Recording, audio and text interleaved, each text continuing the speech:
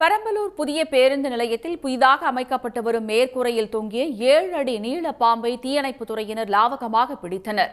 இதுபற்றிய மேலும் விவரங்களை தருகிறார் நமது செய்தியாளர் சொல்லின் செல்வன். கூடுதல் விவரம். இப்ப பெரம்பலூர் புதிய பேருந்து நிலையத்துல பாத்தீங்கன்னா ஏற்கனவே இருந்த புதிய பேருந்து நிலையத்தை விரிவாக்கும் பணி நடைபெற்று வருகிறது. புதிய பேருந்து நிலையத்துல இந்த விரிவாக்கம் பண்ற பகுதி ஏற்கனவே சைக்கிள் ஸ்டாண்டா இருந்த பகுதி.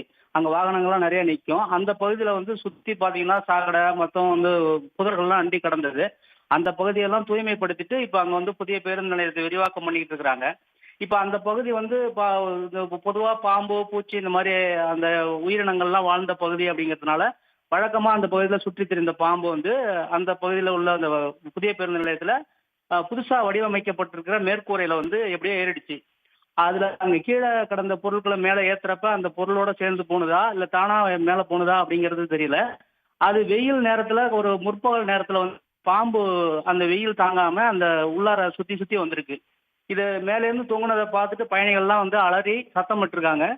உடனே தகவல் தெரிஞ்சு அந்த பகுதியில் இருந்தவங்க இது நம்ம தீயணைப்புத்துறைக்கு தகவல் கொடுத்துருக்காங்க. பெரம்பலூர் நகர தீயணைப்புத்துறையினர் உடனே சம்பவ இடத்துக்கு கிட்டத்தட்ட ஒரு 1 ஹவருக்கு மேல 1 மணி நேரத்துக்கு மேல போராடி அந்த பாம்பை லாவகமா பிடிச்சாங்க. அந்த பாம்பை பிடிச்சு அதை ஒரு பாதுகாப்பான இடத்துல உயிரோட கொண்டு போய் விட்டுருக்காங்க. இந்த பாம்பு சுற்றி திரிந்ததை அந்த பயணிகள் அதிகமா நிக்கிற பகுதி, அதாவது புறநகர் பேருந்துலாம் அங்கதான் நிற்கும். கன்னியாகுமரியில இருந்து சென்னை வர போற வண்டிகள்லாம் அந்த பகுதியில தான் நிற்குங்கிறதுனால வெளியில இருந்து வந்த பயணிகளும் அதை பார்த்துட்டு ரொம்ப அலறி சத்தம் போட்டிருக்காங்க.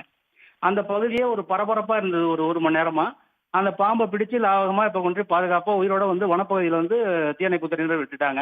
பாம்பு பிடிக்கப்பட்டவுடன் அந்த பகுதி மக்கள் கொஞ்சம் நிம்மதி அடைஞ்சாங்க. ஆனா அந்த பாம்பு அந்த பகுதியில வந்திருக்கிறத வச்சுட்டு இப்போ இரவு நேரங்கள்ல அந்த பயணிகள்லாம் அங்க வர்றது கூட யோசிக்கிற மாதிரி தான் இருக்கு அந்த அளவுக்கு. ஏன்னா சுத்தி அந்த பகுதி பின்னாடி எல்லாம் காடுகள் நிறைய இருக்கிறதுனால பாம்புகள் வருமோ அப்படிங்கிற ஒரு அச்சமும் இருக்கு. விவரங்களுக்கு நன்றி சொல்லின் செல்வன். உடனுக்குடன் செய்திகளை தெரிந்து கொள்ள சன் நியூஸ் பெல் ஐகானை கிளிக் பண்ணுங்க.